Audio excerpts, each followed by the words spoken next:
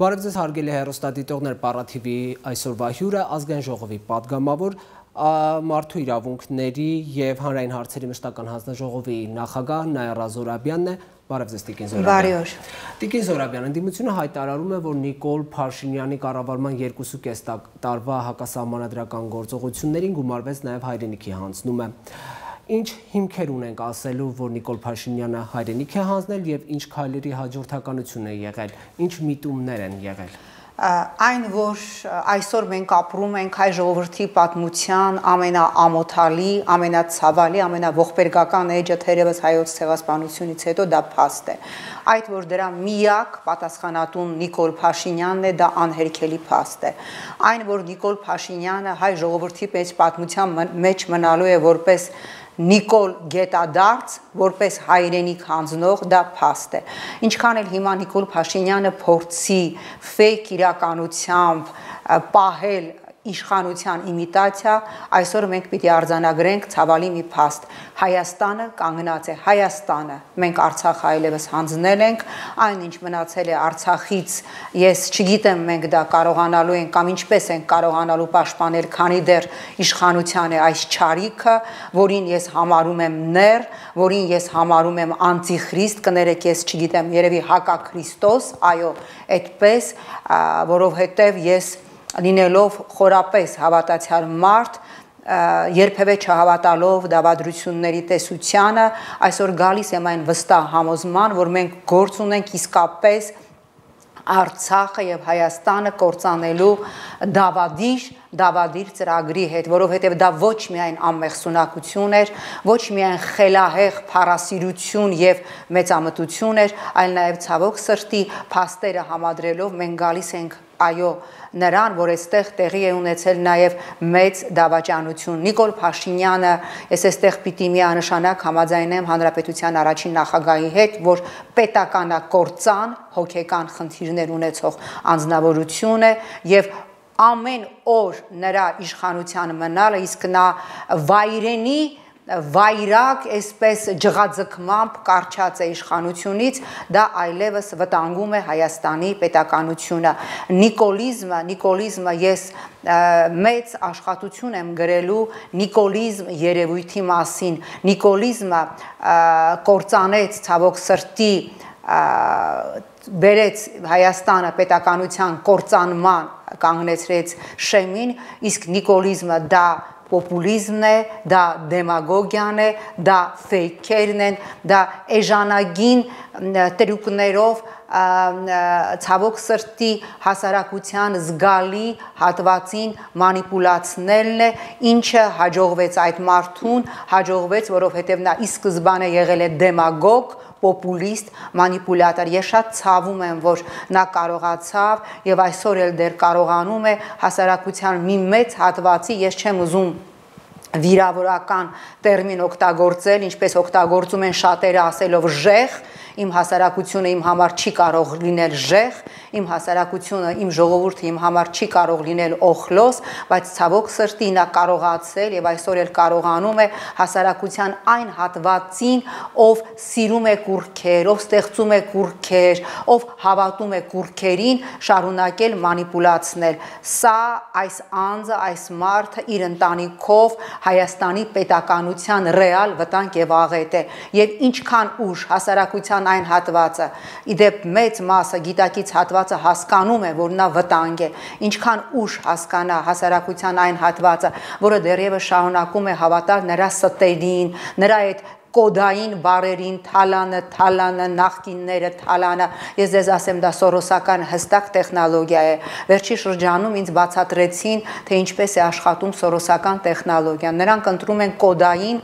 այսպես աուտոտրեյնինգային բարեր, որոնք ազդում են հասարակության այն հատվածի վրա, ով ասենք վիրավորված է նախկին իշխանություններից, ում արդարացիորեն վիրավորել են, ով տեսել է տարիներ շարունակ կեղծված ընտրություններ, եւ երբ որ դու այդ մարդկանց անընդհատ ամեն օր, ամեն վայրկյան տալիս ես նույն կոդերը, թալան, նախկին օլիգարխ, թալանել եմ, բերելու եմ, այդ մարդը այդ աուտոտրեյնինգի, այդ կոդային բարերի ազդեցության տակ ցավոք սրտի ընկնում է այդ կռապաշտության, կներեք այդ բարի համար, այդ կռապաշտության արատավոր շղթան եւ արդյունքում մենք ունենում ենք նիկոլիզմ, արդյունքում մենք ունենում ենք նիկոլականություն, որը Թուրքին մատաղարեց Արցախը, որը հանձնեց Արցախը, ես հիմա ձեզ կբերեմ իսկապես ցավալի թվեր, մենք դեռ երկար կխոսենք, ուրեմն Ադրբեջանը պատերազմում կռվով զավթել է Արցախի 3716 կիլոմետրը, Արցախի մեր հայրենիքի 4564 կիլոմետրը Նիկոլը առանց մեկ կրակոցի, առանց մեկ փամփուշտի հանձնել է Թուրքին։ Տիկին Զորաբյան, խոսելով չարաբաստիկ այդ փաստաթղթի ու պայմանավորվածության մասին, այնտեղ հստակ նշված է տարածքների հանձնման ժամանակացույցը, բայց որևիցե խոսք չկա գերիների հանձնման մասին։ Սա ինչ է, պատահականություն, հապճեպություն, թե Գիտեք, եթե դուք ծանոթանայիք նախագծի այդ, ես չգիտեմ դրա անունը ինչ դնեմ, համաձայնագիր, եռակողմ, պայմանագիր կամ ինչ-որ հուշագիր, դրա նախկին տարբերակը, նախորդ տարբերակում ես ցիտատը ինձ հետ բերել եմ, հստակ արձանագրված էր գերիների անհետաձգելի, անհապաղ վերադարձ վերջնական տարբերակում, որը ստորագրել է Նիկոլ Փաշինյանը իր կիրթ գործընկեր Ալիևի հետ, գերիների անհապաղ վերադարձի տերմինը հանված է եւ գիտեք, ես շատ ցավում եմ, որ տեսնում եմ, որ նա շարունակում է մանիպուլացնել, շարունակում է խաբել նաեւ ռազմագերիների ծնողներին, նա հավաքում է ռազմագերիների ծնողներին հասկանալով, որ այդ մարդիկ ամեն տեղ փորձում են տեսնել հույս, այդ մարդիկ կարճում են ամեն ինչից եւ նրանց այսպես փորձում է համոզել, որ չպահանջեն, չմիանան իր հրաժարականը պահանջողներին, որովհետեւ միայն ինքը կարող է վերադարձնել իրենց որդիներին, սիրելի ծնողներ, քանի Նիկոլ Փաշինյանը իշխանության է, դուք մոռացեք ձեր որդիների վերադարձի մասին, որովհետեւ լինենք անկեղծ, ձեր մեր ռազմագերիներին վերադարձնելու համար ինչ որ մեկը պիտի խոսի Ադրբեջանի իշխանությունների հետ, դուք ոնց եք պատկերացնում, որ Նիկոլ Փաշինյանը, ով դարձել է Ադրբեջանում, ինչ ասեմ, Ջոնի Բրջոնի, ես անհարմար եմ զգում որպես հայ, որպես կին, որպես քաղաքացի, որ տեսնում եմ այդ հումորեսկները, այդ մուրտյաշկաները, այդ անիմացիաները, որ այսօր ամբողջ ադրբեջանական հեռուստաընկերությունները ողողված են մեր երկրի ղեկավարի, ես դրանից անկեղծ բնավ չեմ ուրախանում, ես հիմա անգամ մտածում եմ իմաստ ունի եւ պետք է արդյոք, որ ես մնամ ԵԽԽՎ պատվիրակությունում, որտեվ ես ոնց եմ նայելու, ինչ ասեմ, ստահակ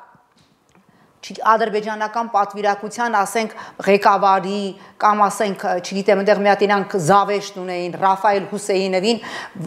երբ որ մենք էինք նրանց, այսպես ասում, այսպես վերևից նայում, երբ որ մենք էինք նրանց ջախջախում, լիագումար նիստերի ընթացքում, Նիկոլ Փաշինյանը կոտրեց հայ ժողովրդի արժանապատվությունը։ Նիկոլ Փաշինյանը այսօր մեր արժանապատվության անկման, մեր պարտության սիմվոլն է, եւ գիտեք, ինձ զարհուրեցնում է, թե այդ մարդը, որ հասկանալով, որ ինքը պարտության սիմվոլ է, որ ինքը մի ամբողջ ժողովրդի տարել է պարտության, այսպես կյանքի գնով կարճած է իր պաշտոնից։ Դուք ոնց եք պատկերացնում, ասենք օրինակ Հիտլերը Գերմանիայի կապիտուլյացիայից հետո նստել բունկերում եւ սկսել մեմուարներ գրել, ինչպես մենք տեսնում ենք Փաշինյանը ամեն օր իր էջին մի անհեթեթագույն այսպես տրակտատ է տեղադրում, մեղադրելով բոլորին։ Իր համար սկզբից մեղավոր էին մայրերը, որ չէին թողնում իրենց իբր չէին թողնում իրենց որդիները եւ ամուսինները գնային։ Հետո մեղավոր էր հայ ժողովուրդը, որտեղ նա այդտեղ էլ փորձեց, որտեղ նա պարակտիչ է։ Պարակտում մտցներ Սփյուռքի եւ Հայաստանի միջև ասելով արժանապատվություն ունի Սփյուռքը։ Հետո մեղադրեց զինվորականներին, հրամանատարներին, ինչ որ դավաճաններ, տեսական եւ մի կոնկրետ անուն չտվեց, թե որ զինվորական հրամանատարն է եղել դավաճան։ Հետո մեղադրեց ընդդիմությանը, հետո հիշում եք, ասեց, երբ որ Գագիկ Ծառուկյանը չգնաց իր ջոկատով Շուշին ազատագրելու, հասկանում եք, ինչ ասեմ, ախր սա շիզոֆրենիա էլ չի, սա աբսուրդ էլ չի, սա դեմագոգիայի, լպիրշության, ցինիզմի, շիզոֆրենիայի մի հատ այսպես համադրություն է։ Հետո մեղադրեց, երբ որ հիշում եք, Ռուսաստանի նախագահը շատ կարևոր հայտարարություն արեց, ասեց հոկտեմբերի 19-ին, 20-ին հնարավոր էր կանգնեցնել պատերազմը, շատ ավելի քիչ զոհերով հայկական կողմի համար, շատ ավելի նվազ տարածքային կորուստներով եւ ամենակարևորը մենք կկարողանայինք պահել Շուշին հայկական վերահսկողության տակ, միայն այնտեղ պիտի վերադառնային, ադրբեջանցի փախստականները եւ այդ տարբերակին Ալիևը համաձայնել էր, դուք հասկանում եք, չէ, որ եթե Շուշին մնար մեր վերահսկողության տակ, մեկ ադրբեջանցի փախստական այնտեղ չէր վերադառնալու եւ այդ մարդը չի համաձայնել, հասկանում եք, եւ նա հետո մեղադրեց նաեւ Ռուսաստանի նախագահին, որ նա չի տիրապետում բանակցությունների դետալներին, ուրեմն բոլորս էլ հասկանում ենք, որ Ռուսաստանի նախագահը շատ ավելի մանրամասն է տիրապետում բանակցային գործընթացին, քան Նիկոլ Փաշինյանը, որի դեպ հիշեցնեմ, երբ որ ստանձնեց վարչապետի պաշտոնը եւ Էդուարդ Նալբանդյանը, արտաքին գործերի նախկին նախարարը նրան փորձեց ներկայացնել, փոխանցել, Արցախի բանակցային ամբողջ փաթեթը, ասեմ ձեզ, որ այդ հանդիպումը տևել է ընդամենը 10 րոպե եւ Նիկոլ Փաշինյանը Էդուարդ Նալբանդյանին ասել է. «Դուք ինձ նոր ոչինչ չասեցիք»։ Ահա այսպես։ Տիկին Զորաբյան, բոլորս երևի թե հիշում ենք, որ ազգային ժողովում Նիկոլ Փաշինյանի հայտնի ելույթից հետո, երբ հայտարարվեց, որ Շուշին եղել է բանակցությունների մի մաս, այսինքն 7 շրջան պլյուս Շուշի, դրանից հետո արտաքին գործերի նախարարությունը միանգամից հերքեց վարչապետի այդ հայտարարությունը,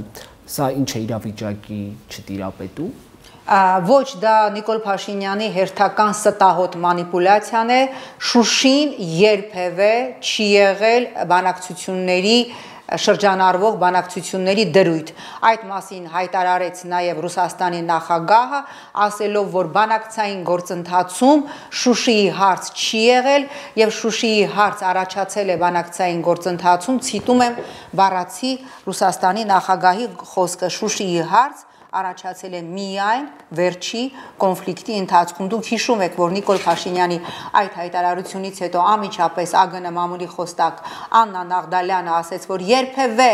Շուշիի հարց բանակցություններում չի քննարկվել, ինչից հետո արտաքին գործերի նախարար Զոհրաբ Մնացականյանը, որը բնականաբար կամ երևի կամ հուսամ այլևս չէր կարող հանդուրժել այս ամբողջ սուտը եւ կեղծիքը, ներկայացրեց հրաժարական։ Տիկին Զորաբյան, մինչև հիմա իշխանությունը չի հրապարակում գերիների, անհետքորածների եւ զոհերի իրական թվերը։ Վախենում է հանրային արձագանքից, այլ միտում կա, թե գուցե ինքն էլ չի տիրապետում իրավիճակին։ Իրենք հրաշալի տիրապետում են, մենք ունենք հավաստի տեղեկություններ, որ Գենշտաբի պետ Օնիկ Գասպարյանը Նիկոլ Փաշինյանի սեղանին դրել է զոհվածների իրական թիվը, գերի ընկածների մոտավոր թիվը, անհայտ կորածների իրական թիվը։ Ես 2 օր առաջ պաշտոնական նամակով, որպես ազգային ժողովի մարդու իրավունքների հանձնաժողովի նախագահ դիմել եմ Գենշտաբի պետին, ասելով, որ ինձ տրամադրեն իրական թվերը, ոչ թե այն թվերը, որ այսօր հրապարակում են, մենք բոլորս էլ հասկանում ենք, որ զոհերի իրական թվերը, վիրավորների իրական թվերը, անհայտ կորածների իրական թվերը շատ եւ շատ ավելին են։ Ինչու է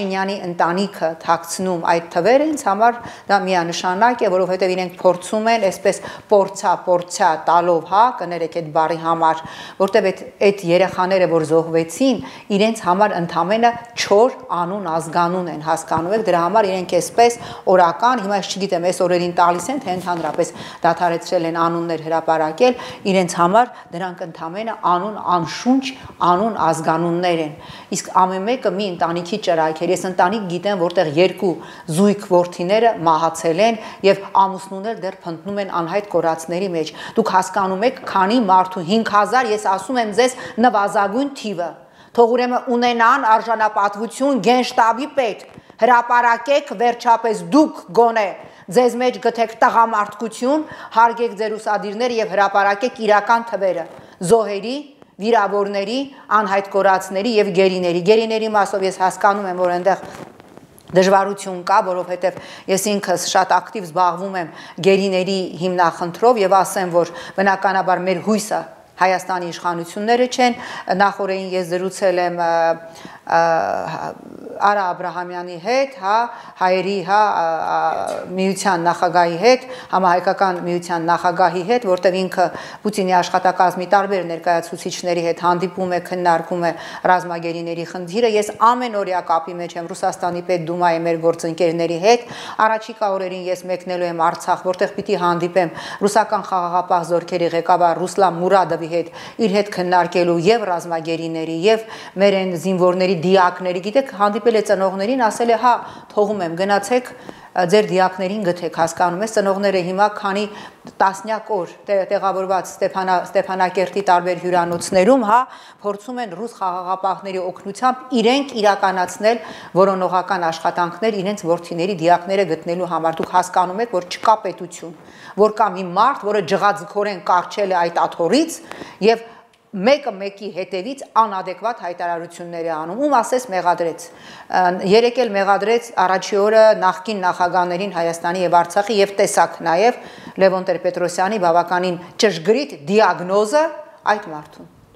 Տիկին Զորաբյան, օրեր առաջ մեկ այլ աղմկահարույց փաստի առաջ կանգնեցինք, երբ Հայաստանի սահմանների գծման խնդիր առաջ եկավ։ Մինչև հիմա իշխանությունը չի ճշգրտել ինչ մեթոդներով է դա լինելու, GPS-ով ենք ի վերջո որոշելու մեր հայրենիքի տարածքները, ինչ է լինելու։ Գիտեք, ես հիշում եք իմ հոդվածը, որ ես գրեցի GPS-ով հանձնվող կամ որոշվող հայրենիք։ Ես երբ որ ահազանգ ստացա, իդեպ իրենք շարունակում են այդ արծրունական սուտը։ Մենք դահլիճում նստած էինք ազգային ժողովին, սոտքից զանգեցին բնակիչներն, ասեցին, հենց այս պահին, հենց հիմա 80 ադրբեջանցի զինծառայող մտել է, ջարդել է փականը, այն դարպասների, որ հայրեն Նիկոլի հանձնած հայրենիքի դարպասների քարվաճարի եւ նույնիսկ այդ պահին պաշտպանության նախարարությունը ստում է տարածելով ստահոդ հայտարարություն, որ նման բան չկա, վարչապետի խոսնակը ստում է տարածելով հայտարարություն, որ նման բան չկա։ Դրան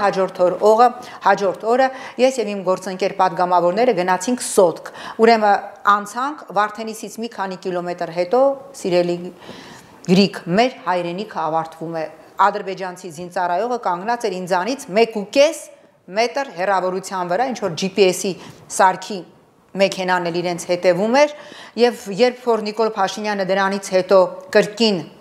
գրառում արեց Թելավիվ, ես իրեն չեմ հետևում, իմ օգնականներն են ինձ փոխանցում, ասեց, որ մենք պիտի վերադառնանք խորհրդային Հայաստանի եւ խորհրդային Ադրբեջանի սահմաններին, ասեն, որ այդտեղ ինքը եւս ստում է, որովհետեւ եթե մենք պիտի վերադառնանք խորհրդային Հայաստանի սահմաններին, ապա ես դիմում եմ Նիկոլ Փաշինյանին, Դիմիր Ալիևին եւ վերադարձրու Արցվաշենը, որտեղ Արցվաշենը եղել է խորհրդային Հայաստանի սահմաններում, կամ ի վերջո ես նաեւ բազմաթիվ գիտնականների, գիտությունների ազգային ակադեմիայի գիտնականների հետ եմ այս օրերին խորհրդակցում, իրենք ասում են, որ խորհրդային միության փլուզումից հետո վերջնականապես չեն ճշգրտված չեն եղել, որտեղ մի քանի քարտեզ է եղել, 28 թվի քարտեզ, հետո 40 քանի թվի, հետո 87 Հայաստանի եւ Ադրբեջանի սահմանների մի քանի քարտեզ է եղել, այսինքն այդ մարդը, երբ որ ափալ-թափալ հանձնում էր Արցախը, նա նույնիսկ հարկ չի համարել ճշգրտել Հայաստանի սահմանները եւ երբ որ Ղափանի քաղաքապետը շատ էսպես հպարտ հայտարարում է, որ ժողովուրդ հանգիստ եղեք, Ղափանի օդանավակայանը մենք չենք հանձնում, 300 կիլոմետր, 300 կներեք մետր, 300 մետր այն կողմ է անցնելու Ադրբեջանի սահմանը, այսինքն մենք հասկանում ենք, չէ, որ Նիկոլ Փաշինյանը եւ իր թիմը ուղղակիորեն վտանգել են Հայաստանի տարածքային ամբողջականությունը, ամեն օր այլևս Ղափանում նստած 300 մետր են կողմ Ադրբեջանի սահմանն է անցնում, Ղափանի հարակից գյուղերում, Սյունիքի հարակից գյուղերում եւ ասում են առաջիկայում հանձնելու է նաեւ Տավուշի, հա, Ղազախին հարակից գյուղերը, որոնք բայց իդեպ այդ պայմանագրում չկան, պայմանագրում հստակ նշված է կողմերը բառացի կարդամ, հա,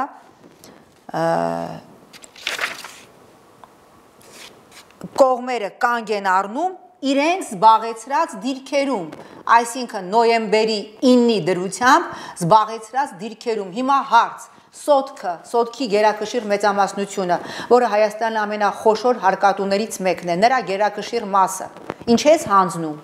ես հանձնում, երբ որ այս պայմանագրում դու ստորագրել ես, որ կողմերը կանգ են առնում իրենց զբաղեցրած դիրքերի վրա, Բերձորն ինչի հանձնվեց, եւ Տավուշի կամ Սյունիքի այդ Ղափանի տարածքները եւ հիմա ամենավտանգավորը երեք Ալիևը հայտարարեց, որ այդ արդեն ուղիղ մայրուղի է լինելու, հա, Նախիջևան, Ադրբեջան, որը բնականաբար անցնելու է Հայաստանի տարածքի միջով, այսինքն ուղղակիորեն վտանգի տակ է լինելու նաեւ Մեղրին։ Հասկանում եք, ինձ զարհուրեցնում է, որ դեռևս Հայաստանում կան քաղաքացիներ, ովքեր ասում են Նիկոլը փրկեց 25000 զինվորի կյանք, հարգելիներս, Նիկոլը հերթական անգամ ստում է, Նիկոլը ընդամենը Թուրքին բերեց մտցրեց ձեզանից յուրաքանչյուրի տունը, նրանք ովքեր ապրում են սահմանային գոտում, Վարդենիսում, Մեղրիում, դուք իմացեք, որ ամեն օր դուք այլևս ապրելու եք Թուրքի յաթաղանի եւ կրակոցի վտանգի տակ, Նիկոլը Թուրքին բերեց մտցրեց մեզանից յուրաքանչյուրի տուն, իր ստով, իր մանիպուլյացիայով եւ ես կրկնում եմ դեռևս դատարանը կամ որ ասում են նա պիտի այսպես միայն ոչ նա չի պիտի միայն հրաժարական տա, նա պիտի կանգնի դատարանի առաջ, նա պիտի պատասխան տա բազմաթիվ հարցերի, որովհետեւ նույն հիշում եք Մովսես Հակոբյանը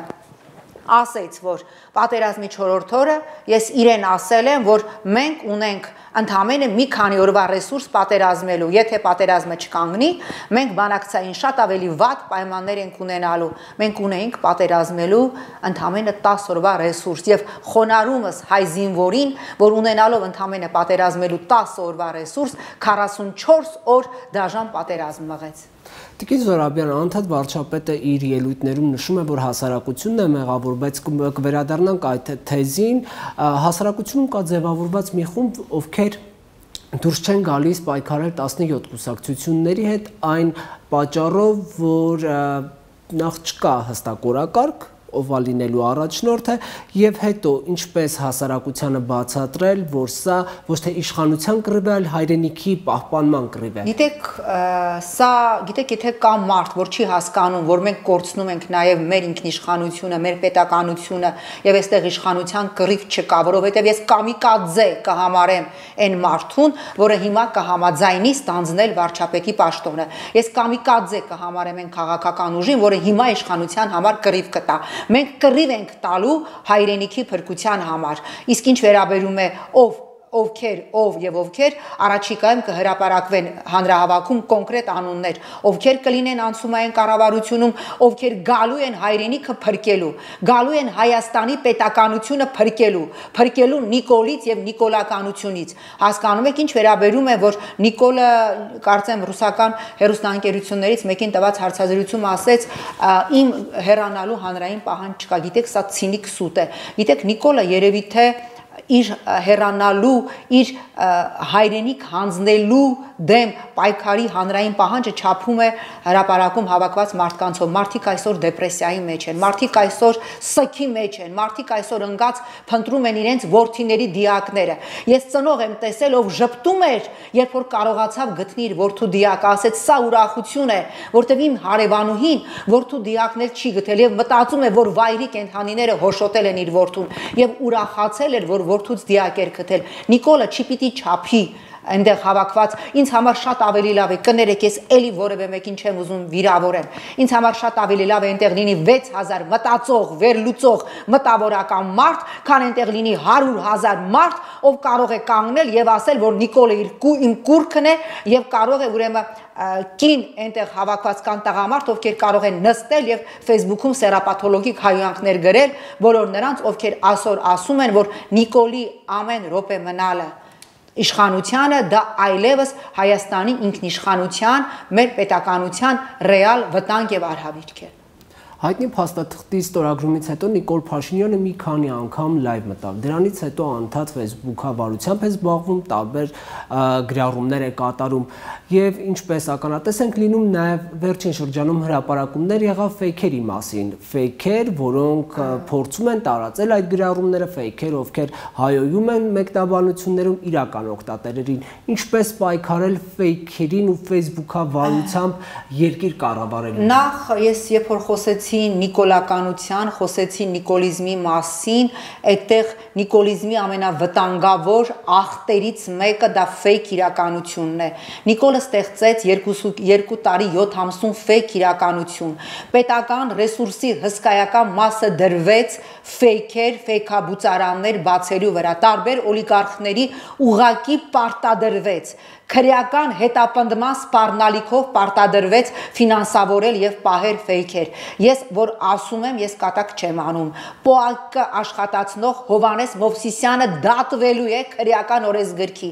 ամենածանրագույն հոդվածներով։ Նրա եւ նրա նմանների համար չի լինելու հումանիտար միջանցք եւ իրենց շահերից է բխում, որ իրենք քրեական պատասխանատվության ենթարկվեն, ոչ թե հանձնվեն ժողովրդի հաշվեհարդարին։ Բազմաթիվ օլիգարխներ, ովքեր ֆինանսավորել են ֆեյքերը, իդեպ նկատում եք ֆեյքերի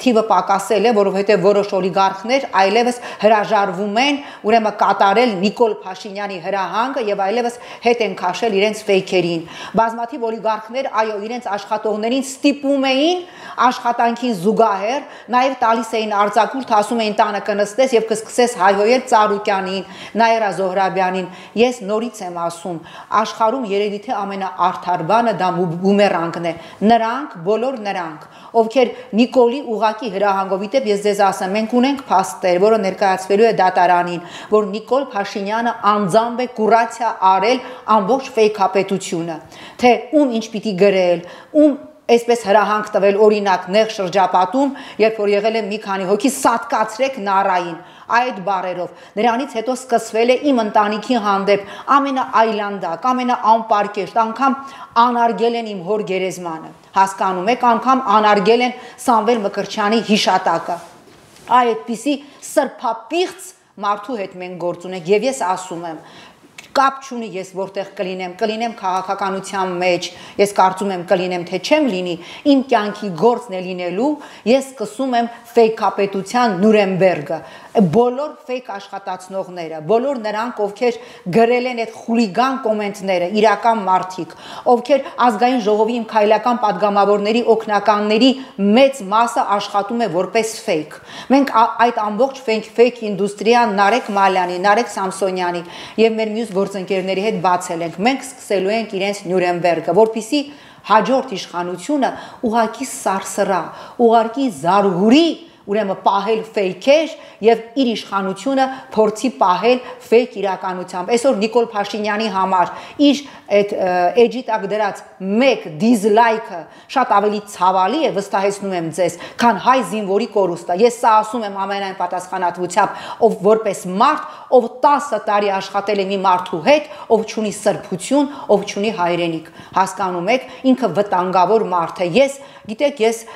մեղավորության զգացում ունեմ։ Ես հիմա երբ որ այսպես խոսում եմ եւ ասում եմ, որ իմ Արյան միջև վերջի կաթիլը ինչ ուզում անի, ուզում ինքը տարբերակներ ան գալիս իմ հանդեպ քրեական գործ հարուցելու, բազմաթիվ դատավորներ հրաժարվում են ասելով, որ բայց ինչ ա արել, կենսագրությունը մաքուր, կոռուպցիայի մեջ թաթախված չի եղել, փորձել է իմ անձնական կյանքի վերաբերյալ տվյալներ պեղել եւ հրապարակել։ Այդքան սրբապիղծ է, հասկացել եմ, որ էդ էլ չկա, ուղղակի չեն կարողացել ոչ մի բան գտնել իմ անձնական կյանքը, տվյալ իմ անձնական անձը որպես կին վարկաբեկող։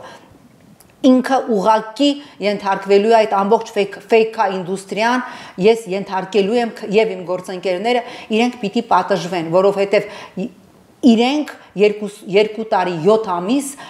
իրենք նաեւ շատ մեղավոր են, երբ որ իրենց ֆեյքային իրականությամբ իրենք կոտրեցին հայ ժողովրդի իմունիտետը, իրենք Թուրքիի հետ քարոզեցին խաղաղասիրություն, իրենց սորոսական լափակերներով իրենք Թուրքիի հետ քարոզեցին խաղաղասիրություն, իրենք ասեցին, որ մեզ ռեգուլյար բանակ պետք չէ, նայեք այդ Սորոսի տարբեր ներկայացուցիչների գրառումները, որ մեզ ռեգուլյար բանակ պետք չէ, իրենք ցեղասպանության ճանաչում եմ եւ պահանջում եմ, հիշում եմ եւ պահանջում եմ, հանեցին պահանջումները եւ իրենց падգամավորները հպարտ նկարվեցին դրա տակ, որտեղ հանված էր պահանջումը։ Իրենք բանակը վերածեցին ելակի եւ, չգիտեմ, տիրամիսյուի բանակի, դրանով ռազմագիտության առարկան հանեցին, պղծեցին եկեղեցին, հայոց պատմությունը։ Նիկոլիզմը դա արժեքային համակարգի անարգում է, խեղաթյուրում է եւ նրա հեռանալուց հետո իսկ որ ինքը հեռանալու եւ հեռանալու է շատ արագ։ Ես դրանում 1 րոպե անգամ չեմ կասկածում, մեզ դեռ երկար տարիներ է պետք գալու նիկոլականությունը մեր հավաքական արյան միջից հանելու համար։ Տիկին Զորաբյան, խոսեցիք դատավորներից, գիտենք, որ օրեր առաջ Նիկոլ Փաշինյանը հանդիպեց դատավորների իրավապահ համակարգի հետ, մամուլում եղավ հրապարակում, որ Նիկոլ Փաշինյանը հրահանգել է, որպեսզի ընդդիմադիր ուժերի ղեկավարների դեմ գործառույթվի եւ շուտափույթ ձերբակալել։ Այս մասով որևիցե տեղեկություն։ Այո, իհարկե ունենք, որտեղ մենք դատավորների մեջ ունենք շատ պարկեշտ, իդեպ մեծ մասը իսկապես պարկեշտ մարդիկ են եւ իրենք ինձ պատմեցին այդ հանդիպման որոշ մանրամասներ, նաեւ իմ գործընկերներին ինքը անընդհատ փորձել է շեղել ուղղությունը, որ ինչի չեն կալանավորվում ընդդիմադիր տարբեր գործիչները եւ ի պատիվ դատավորների եւ իմ խոնարհումը իրենց բոլորին, իրենք հստակ ասել են, որ այստեղ մենք իրավունք չունենք դատական գործի մասին խոսելու, ձեզ հետ քննարկելու, որտեղ դա նշանակում է դատարանի անաչառության կորուստ։ Հասկանում եք, ի պատիվ դատավորների եւ ես հիմա դիմում եմ Հայաստանի ոստիկանությանը, հարգելի ոստիկաններ, մի կատարեք Երկիրը, Արցախը, հանձնացի պատվերը։ Ես երեք նայում եի, թե դուք ինչ դաժանությամբ էիք բռնություն գործադրում Հայաստանի Հանրապետության խաղաղ ցույց իրականացնող քաղաքացիների հանդեպ, լրագրողների հանդեպ, ովքեր այնտեղ էին իրենց մասնագիտական պարտականությունը կատարելու։ Մի կատարեք հեռացած մարդու, այլևս հեռացած եւ հոգեվարքի մեջ գտնվող մարդու քաղաքական հաշվեհարդարներ իրականացնելու պատվերը։ Գիտեք, ես զարհուրեցի, երբ որ հանրահավաքներից ես գիտեի իր տեսակը, բայց երբ որ այդ մասին խոսեց նաև Վանեցյանը, հիշում եք, այդ Իջևանյան հայտնի դեպքը ծառահատման, ինչ հրահանգ տվեցին, պարզվեց տվել ինքը Վանեցյանին եւ Վլադիմիր Օսիպյանին, ասել է ես ուզում եմ տեսնել արյան գետեր, սատկացրեք բոլորին։ Ահա սա է փոքրիկ վրեժխնդիր մարդուկ Նիկոլ Փաշինյանը, որը հիմա ամեն ինչ անում է իմ դեմ քրեական գործառույթելու համար, իդեպ նախորդին ես պատմեցի, իրեն թվում է թե այդ ծիծաղելի այն ինչ որ իրենք անում էին, հա, գիտեք այդ մարդը իշխանության եկավ դագաղներով, իշխանության եկավ բոլորի տներին սև լենտեր եւ ծաղկեպսակներ տանելով։ Մի քանի օր առաջ ես երբ որ անցնում էի, հա, դուրս էի գալիս մեր տնից, երկու լակոտ, ցավոք չկարողացա ֆիքսել, այսպես աղավնին, հա, վիզը պոկած արյունոտ գցեցին ոտքերիս տակ, դա նիկոլականության, ես չգիտեմ, ես չեմ կարծում, որ ինքը այդքան ճղճիմ է, որ ինքն էր դա հրահանգել, բայց նիկոլականության հերթական զարհուրելի դրսևորումներից մեկն է, երբ որ տարբեր մարդկանց, իդեպ բոլորի հարցով դիմել եմ դատախազության, հագցնում են, պղծում են զինվորի շորը, հագուստը, հագցնում են զինվորի հագուստ, այսպես, հա, չգիտեմ, Լուսակերտի չհաստում կամ Հրազդանի այսպես այգում կազմակերպում են իբր առաջնագծից ուղերձներ, սպառնալիքներ Նայրա Զոհրաբյանին եւ ազգային ժողովի կին փոխնախագահ Լենա Նազարյանը իմ հասցեին այդ կամուֆլյաժ հագցրած մասովկայի սպառնալիքներ եւ սերապաթոլոգիկ հայոյանքները տեղադրում է իր էջում։ Հիմա ես դիմում եմ օմբուդսմեն Արման Թաթոյանին, պարոն Թաթոյան, ես չտեսա, որ դուք դատապարտեք ազգային ժողովի փոխնախագահ Լենա Նազարյանի էջում տեղադրված մի քանի վիդեոները, որտեղ այդ կամուֆլյաժ հագած մարդիկ սպառնում էին ընդդիմադիրներին արյունալի հաշվեհարդարներով։ Պարոն Թաթոյան, ես սպասում եմ ձեր արձագանքին։ Եվ ես հետևողական եմ լինելու, որ դուք դատապարտեք, կոնկրետ դատապարտեք ազգային ժողովի կին փոխնախագահի, որը հիշում եք այն օրերը, ինչ 2 օր առաջ Պետրոս Ղազարյանի եթերում արեց անմեղսունակության ալֆա եւ օմեգա հայտարարություն, ասեց նախկին իշխանությունները երևի գիտեին, որ մենք հողեր էինք տալու, ասած էներ դրա համար բերեցին իշխանությունը գցեցին մեր ջեբը, կոնկրետ ասածը դա էր։ Դուք հասկանում եք ում է հանձնված իշխանությունը, ինչպիսի մտածելակերպ, ինչպիսի IQ ունեցող մարդկանց։ Եվ այո, այսօր մեր հայրենիքը վտանգի տակ է։ Ես իմ մեղավորությունը ունեմ, որ 18 թվականին լռեցի։ Հիմա դուք կասեք վախեցա, որ իմ երեխայի դրան տան դիմացել կբերեն, կդնեն այդ դագաղները, միգուցե խնայեցի իմ ընտանիքը էմոցիոնալ այդ ստրեսից, կամ ավելի շատ ես մտածեցի, որ այսքան տարիներ մեր երկրում կեղծվել է ընտրությունը, եթե ես գիտեի ինքը ով է, բայց ես ասեցի, որ այսքան տարի մեր երկրում ընտրություն է կեղծվել, լավ, եթե ժողովուրդը ուզում է այս մարդուն, ուրեմն տանք հնարավորություն, որ նա լինի վարչապետ, տանք ժողովրդին սխալվելու իրավունք, ժողովուրդը ուրեմն իրավունք ունի նաև սխալվելու, բայց ես հիմա հասկանում եմ, որ մենք պիտի այդ ժամանակ մարդիկս, ովքեր ճանաչում էինք իրեն, պիտի կարողանայինք, պիտի ունենայինք այդքան, ինչ ասեմ, վճռականություն գնալու քամուն հակառակ։ Ես չգնացի այդ ժամանակ քամուն հակառակ։ Ես ինձ մեղավոր եմ համարում այն արհավիրքի համար, որ տեղի ունեցավ։ Հիմա ինձ կանգնեցնել հնարավոր չի լինել, ուզում է ձերբակալի, ուզում է քրեական գործեր հարուցի, միևնույն է, ինչ էլ անի, դա լինելու է կեղծ, եւ այն դատավորը, ով կհամաձայնի Նիկոլ Փաշինյանի հրահանգով իմ կամ իմ գործընկերների հանդեպ քրեական գործեր հարուցել, հիշեք, եվրոպական դատարանում ամենածանրագույն պատիժն է կրելու, որտեվ իմ գործին հիմա, որտեվ իդեք նաև տեսակ, որ Եվրոպայի պահպանողականների եւ ռեֆորմիստների դաշինքը տարածեց հայտարարություն, որտեղ հստակ նշեց, որ զգուշացնում ենք Հայաստանի իշխանություններին ձեռնպահ մնալ Նաիրա Զոհրաբյանի հանդեպ եւ Բարգավաճ Հայաստանի հանդեպ քաղաքական հաշվեհարդարներից դրանից առաջ իրենք նաև զգուշացրել էին Գագիկ Ծառուկյանի մասով, որտեվ այն, ինչ արեց Նիկոլը Գագիկ Ծառուկյանին, ինչ էր ասում Ծառուկյանը, հիշենք, հունիսի 5-ի ելույթը, ասում էր արհավիրք է լինելու, դուք ունեք 3 ամիս ժամանակ, հիմա որ լսում եմ Ծառուկյանի ելույթը, գիտեք, զարմանում եմ, ասում եմ, լավ, այս մարդը ինչպես էր այսպես զգում, որպես փորձառություն ունեցող մարդ, ասում էր ժամանակ չկա, խաբում եք, ստում եք, ժամանակ չկա, 3 ամիս ժամանակ մենք ունենք, կամ երկիրը դեռ ասել հունիսի 5-ին կարողանում ենք ոտքի կանգնեցնել, կամ դու փոխում ես քո անմեղսունակ, դիլետանտ, սորոսական կադրերին, կամ մենք երկիր ենք կորցնելու։ Այսօր մենք կորցրել ենք Արցախը եւ այսօր մենք կանգնած ենք Հայաստանի պետականությունը, մեր պետականությունը կորցնելու ուղիղ սահմանագծին։ Լավ, Տիկին Զոհրաբյան, հույս չկա որևէ։ Հույսը մեկն է, իհարկե կա, որովհետև մենք չպիտի թողենք, որ հայոց պատմության էջը մի ինչ ասեմ, ավանտյուրիստի, մի մեծ Օստապ Բենդերի պատճառով փակվի, արագ այդ անձը պիտի հեռանա, արագ պիտի ստեղծվի անցումային կառավարություն, անցումային վարչապետով, որտեղ պիտի այստեղ նախկին ներկա, չգիտեմ, սիրում ենք, չենք սիրում, այս ամեն ինչից մենք պիտի վեր կանգնենք, պիտի լինեն պրոֆեսիոնալներ։ Մեր երկիրը ունի պրոֆեսիոնալ սրտացավ հոգատար մարդիկ, ովքեր հասկանում են ինչպես է հնարավոր այս արհավիրքը կանգնեցնել։ Անմիջապես եւ անպայմանորեն նոր իշխանությունը, նոր վարչապետը անպայմանորեն պիտի այնպիսի մարդ լինի, որպեսզի կարողանա Ռուսաստանի հետ աշխատել, ոչ թե Նիկոլ Փաշինյանի նման, ով ասում էր Ռուսաստանը այլևս պիտի համակերպվի նոր իրողությունների հետ, այսպես ուլտիմատում էր, հաթաթա էր տալիս Պուտինին, հա, համակերպվեց, հա, Ռուսաստանը նոր իրողությունների հետ եւ Ռուսաստանի հետ համատեղ մենք պիտի կարողանանք մեր երկիրը փրկել եւ պիտի կարողանանք, ասեմ, այս փաստաթղթի տակ, որ ինքը, չգիտեմ ինչ վիճակում ստորագրել է, դեռ բազմաթիվ ականներ կան։ Մենք պիտի այդ ականները ուղղակիորեն վերաբերվում են Հայաստանի տարածքային ամբողջականությանը, Հայաստանի անվտանգությանը։ Մեզ պետք է նոր բանակցող, որպեսզի կարողանա Ռուսաստանի հետ միասին բանակցելով կարողանա չեզոքացնել այլևս Հայաստանի սպառնացող վտանգը, մեր Սյունիքին, ուրեմն Տավուշին սպառնացող վտանգը եւ կարողանա արագ լուծել ամենակարևոր խնդիրը, մեր ռազմագերիների խնդիրը։ Այս մարդը դա անել չի կարող։ Այս մարդը հոգեվարքի մեջ է եւ այս մարդը պարակտելուց, հասարակությանը միմյանց դեմ հանելուց 3 տեսակ արդեն քանի օր է փողոցում մարդիկ իրար են ծեծում։ Այս մարդը, ինչ ասեմ, էլի վատ բան չեմ ուզում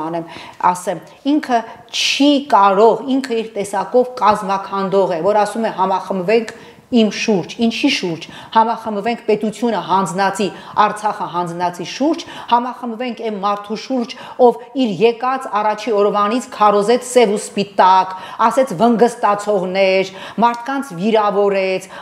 քաղաքական ուժերին այսպես հրահանգ տվեց ոչնչացնելու, սկսեց քաղաքական հաշվեհարդարներ բոլոր այն գործիչների հանդեպ, ովքեր ասում էին, որ չի կարելի կանգ առ, չի կարելի հային հանել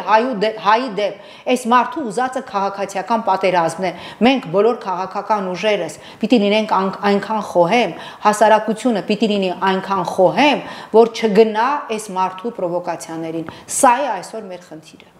Շնորհակալ եմ։ Ես էլ եմ շնորհակալ։